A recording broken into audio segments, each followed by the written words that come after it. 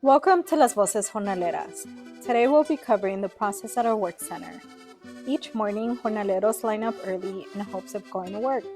They sign in, receive a number, and wait.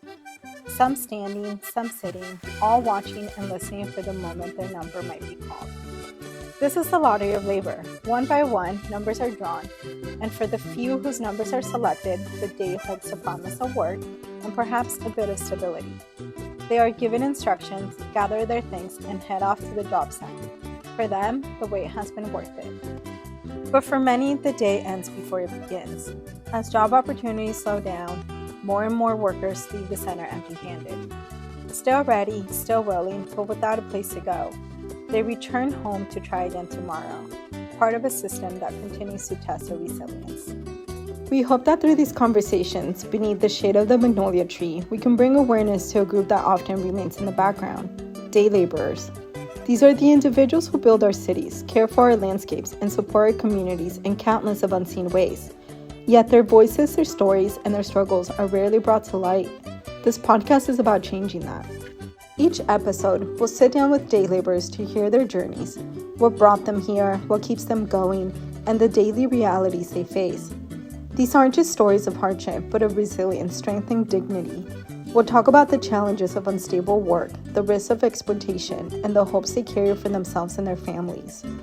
Our goal is simple: to create a platform where their humanity is honored and their contributions are recognized, because everyone deserves to be seen, to be heard, and to feel valued. So join us under the magnolia tree, where stories blossom and change begins. Like the magnolia, their strength is often underestimated. We see the long hours, the hard labor, the weathered hands. What we don't always see is the courage it takes to leave home, to rebuild life in unfamiliar soil, to rise each morning with hope in the heart. The magnolia takes root where it can, sometimes in harsh conditions, and still manages to grow tall and proud. Immigrant laborers do the same, planting themselves in new communities, often with little, often unseen, yet they contribute in ways that hold up the very framework of our society. But strength like that should never go unnoticed, because true resilience is not loud, it is steady. It is the ability to keep showing up, to keep standing tall no matter the pressure. That is the legacy of the magnolia, and that is the legacy of every immigrant worker who has refused to bend, even when the world tried to break them. Hola, gracias por estar con nosotros hoy. Primeramente, ¿nos dices cómo te llamas, dónde naciste y cuándo llegaste a los Estados Unidos? Mi nombre es Absalón. Me conocen por Absa, mi nickname. Soy originario de Guatemala y llegué a los Estados Unidos en el año 2002. Era verano, me recuerdo, en el mes de julio, cuando comenzaban los días largos. En Guatemala no hay días largos y para mí fue algo así como que me llamó mucho la atención porque era un fenómeno que no teníamos en Guatemala. Guatemala es un país que está en Centroamérica, está en medio de México y de Honduras y El Salvador. Sobre Guatemala te puedo decir que es un paraíso en miniatura. Tenemos de todo. Tenemos el mar, tenemos montañas, tenemos selva, mucha selva, tenemos lagos, muchos ríos. Y la verdad es que cuando vine a Oregon se me hizo muy similar porque Guatemala tiene un clima tropical. Es húmedo y llueve bastante también. Es un lugar precioso, llega muchísima gente turista a visitarlo y hay mucha gente que se queda a vivir en Guatemala porque es un paraíso y para la gente que viene del extranjero es un lugar muy barato por el cambio de monedas. La gente que gana en dólares puede comprar propiedades en Guatemala y se les hace muy barato la vida ahí.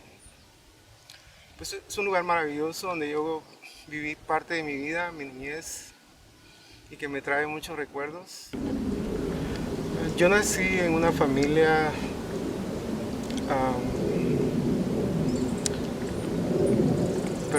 yo nací en una familia guatemalteca. Mi mamá En una familia de escasos recursos. Viví en una familia de escasos recursos, aunque mi mamá fue enfermera y mi papá era mecánico de profesión, pero teníamos limitaciones. Cuando mi padre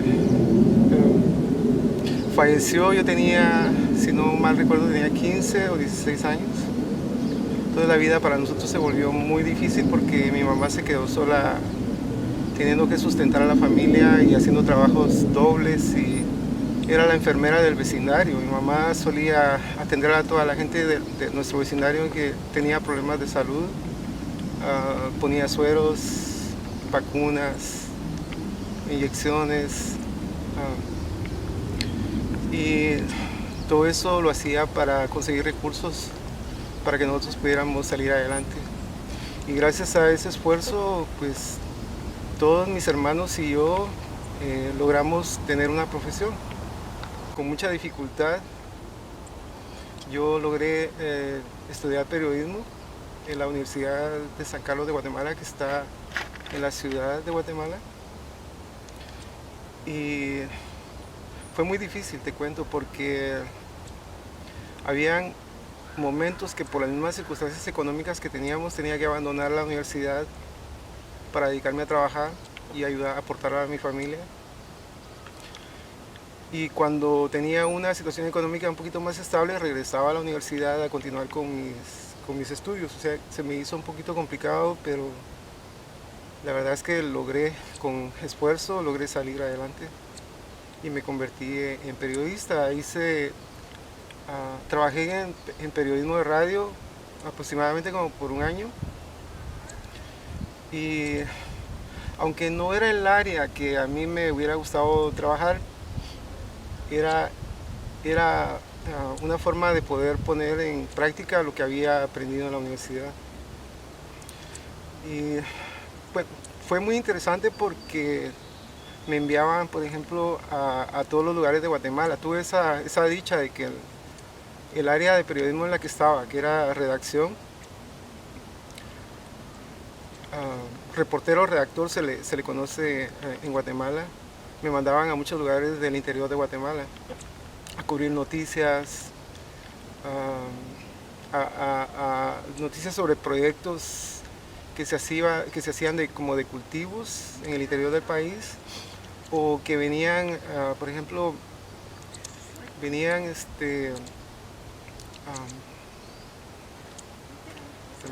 En tus palabras, ¿por qué emigraste a los Estados ¿por Unidos? qué vine a Estados Unidos? Es una razón un poquito distinta a la de la mayoría de las personas que vienen a Estados Unidos, porque no fue específicamente por una situación económica. Yo vine a Estados Unidos por otras razones, y es que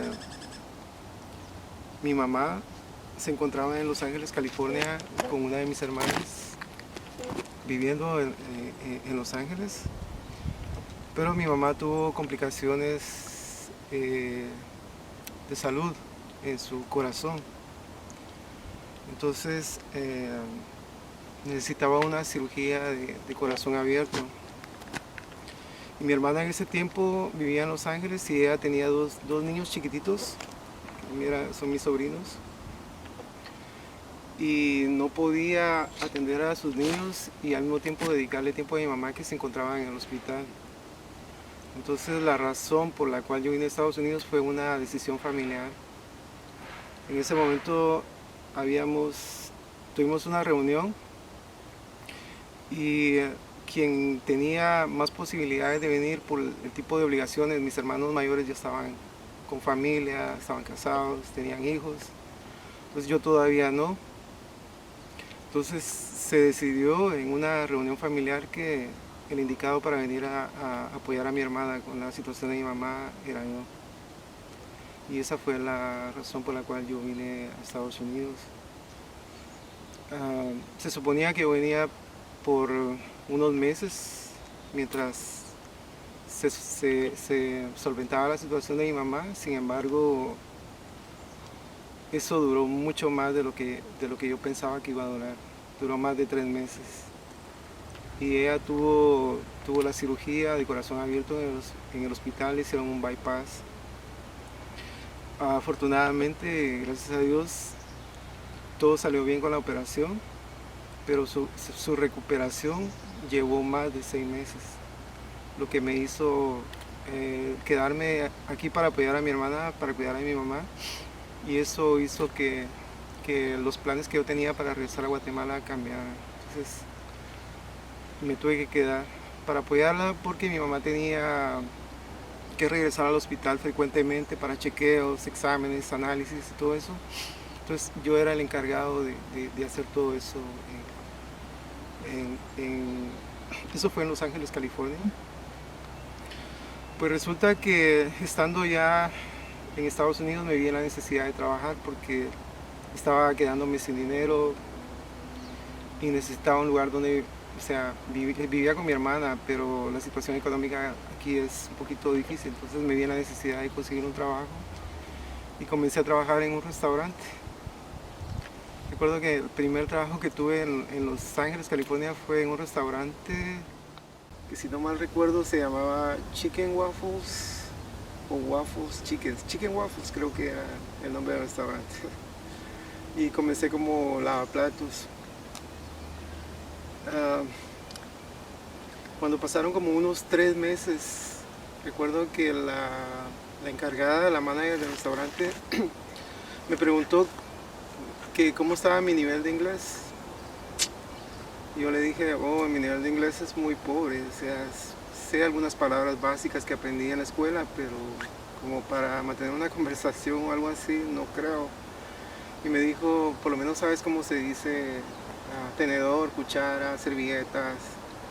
Y yo le dije, sí, esas cosas sí las conozco en inglés. Entonces ella me dijo, ¿te gustaría trabajar de busboy? Y yo le dije, sí, si me dan la oportunidad, por supuesto que sí.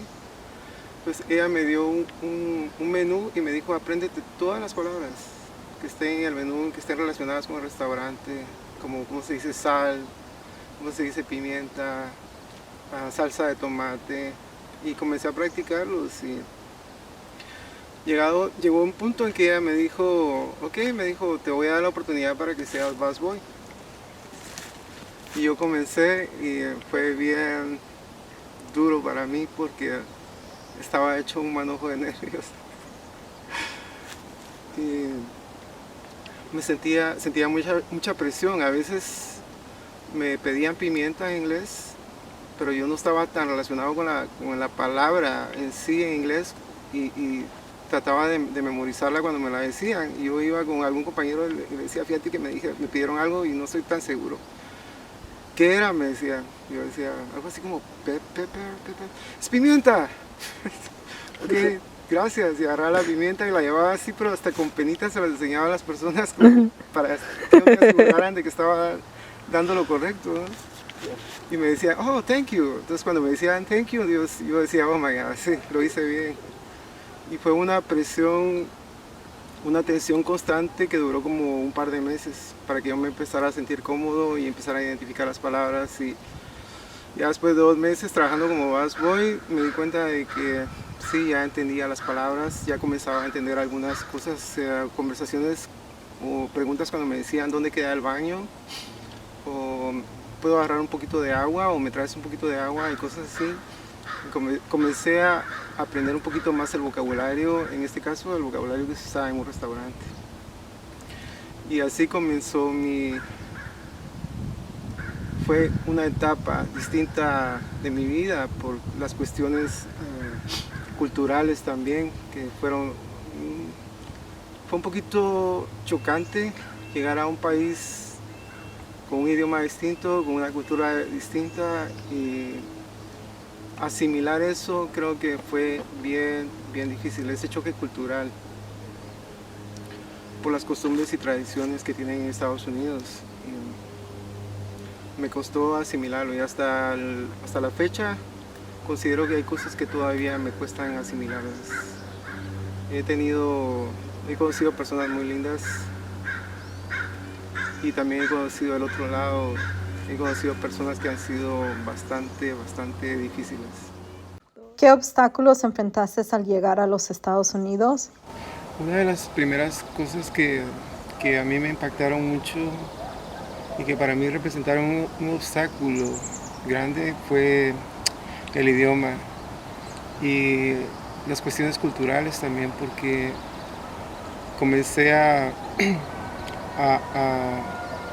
a darme cuenta de las tradiciones, de la cultura estadounidense y de la guatemalteca.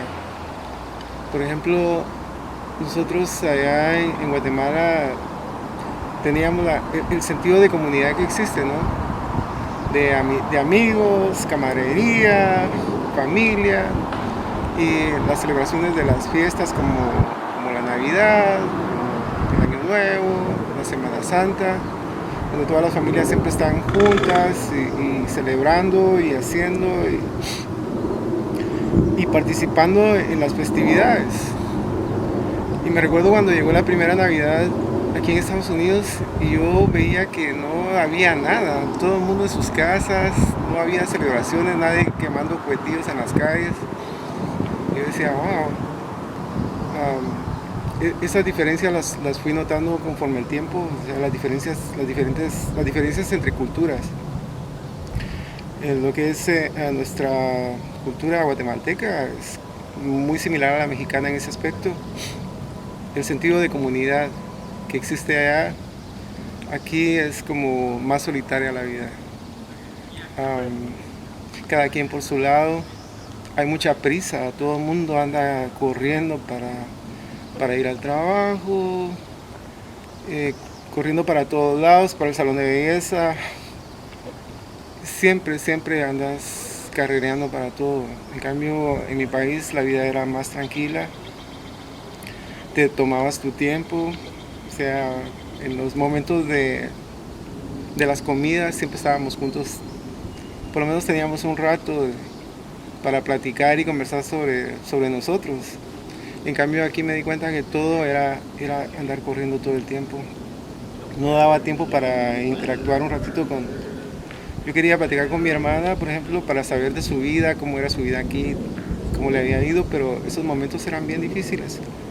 Quizás en la noche había más espacio para eso, pero regularmente ella siempre andaba corriendo para su trabajo, para ir a recoger a los niños a la escuela, para irlos a dejar, y todo eran carreras.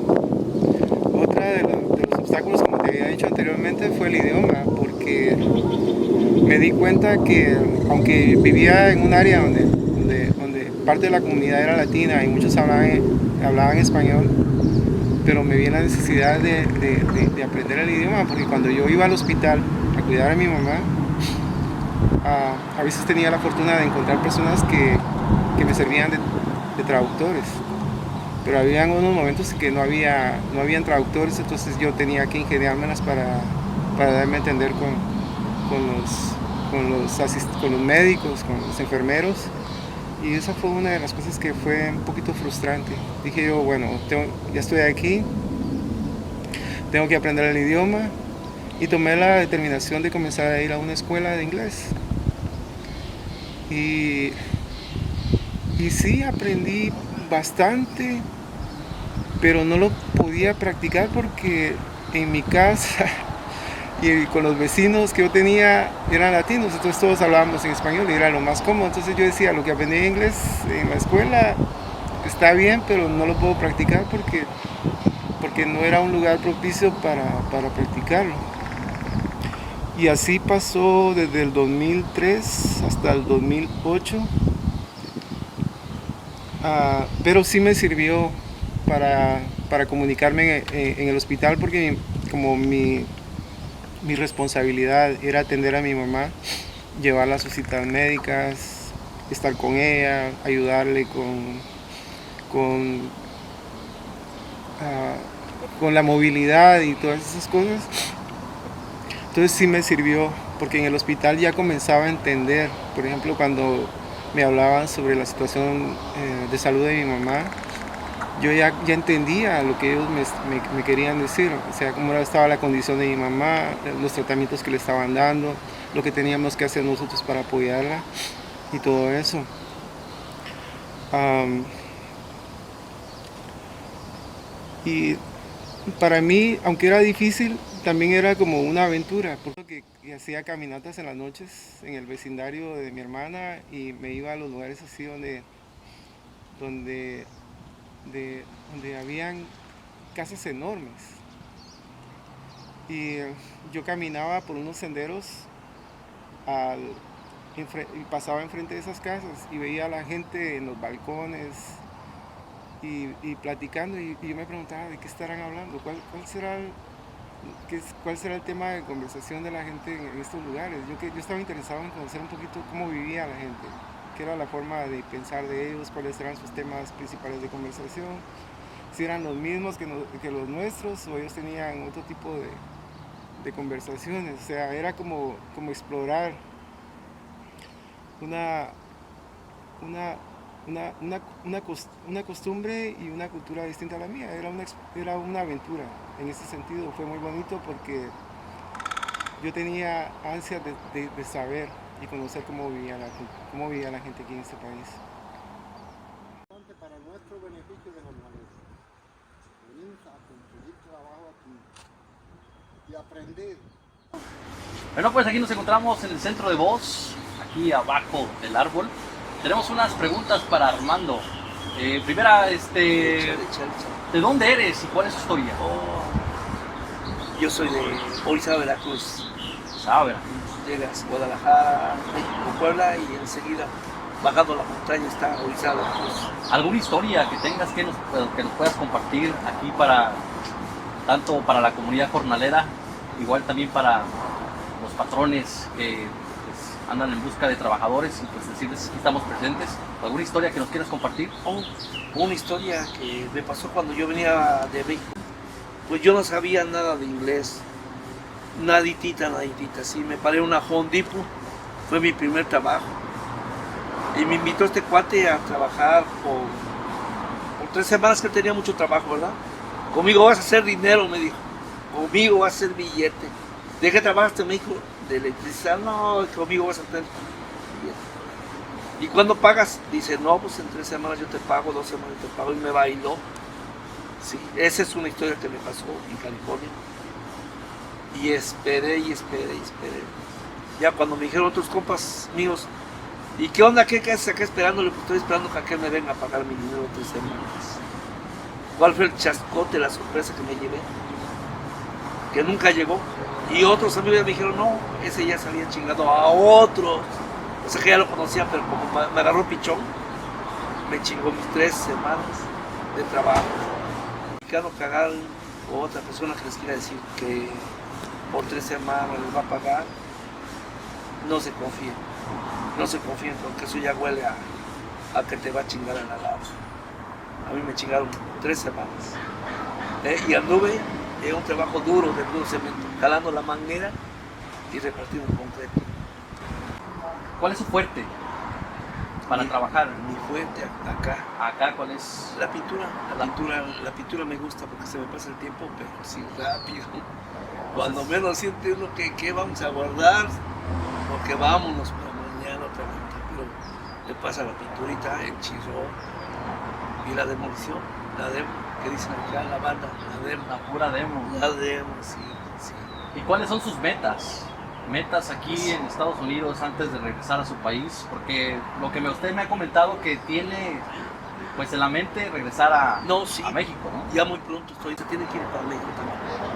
Pero sí, mi meta es más tarde 2 meses o 1 año y medio y vámonos para visitar los paisanos. Porque si ¿tú crees que necesitas más información acerca de migración para que tú puedas tener un proceso o poder a ver si tienes la posibilidad de hacer un proceso migratorio? Sí, estaría bueno. ¿Tú pides más información? Sí, eso sí estaría. Suena chido, suena bien. Sí. No, pues qué bueno, pues muchísimas gracias por tu tiempo. Thank you for listening to episode 1 of Las Voces Jornaleras. This is just the beginning. Each worker has a powerful story, and over the next few months, we'll be sharing voices that are often unheard but deeply important. Make sure to subscribe so you don't miss what's coming next. We've got some incredible stories ahead. Esto es un programa muy importante. Este mismo proyecto que ahorita están haciendo ustedes. ¿Para qué? Para hacernos conocer que existimos aquí en Boa, para toda la comunidad. Pueden contar con nosotros para los trabajos